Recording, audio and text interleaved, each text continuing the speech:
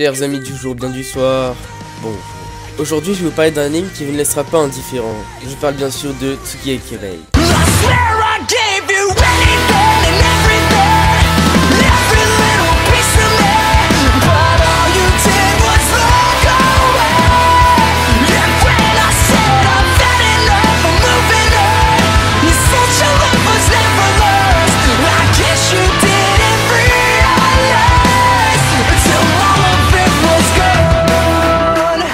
Tsukihaki Rei est un anime de romance produit par le studio Phil, scénarisé par Yuko Kakihira et édité par Crunchyroll. Il est sorti en printemps 2017 et contient une saison de 13 épisodes. Mais alors, de quoi parle cet animé? Justement, passons au résumé.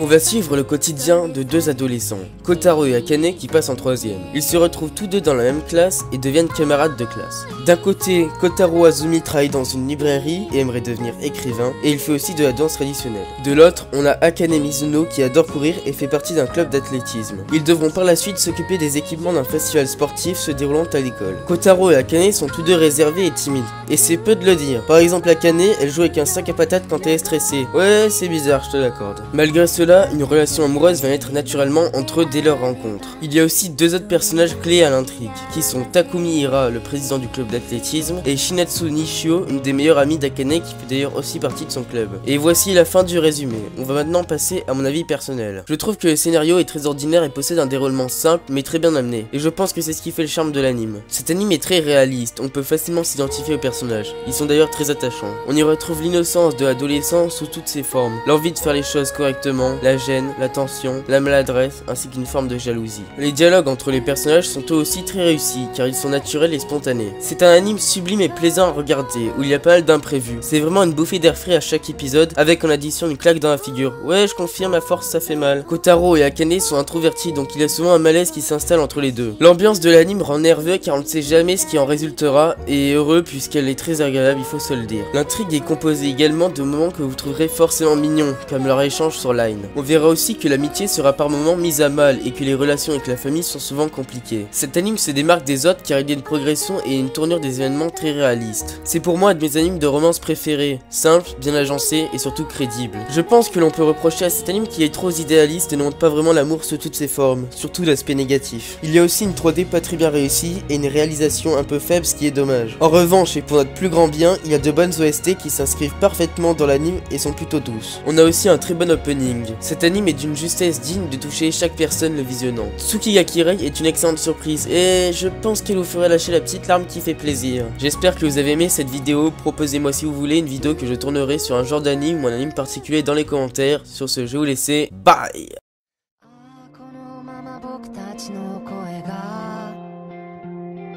世界の端っこまで消えることなく届いたりした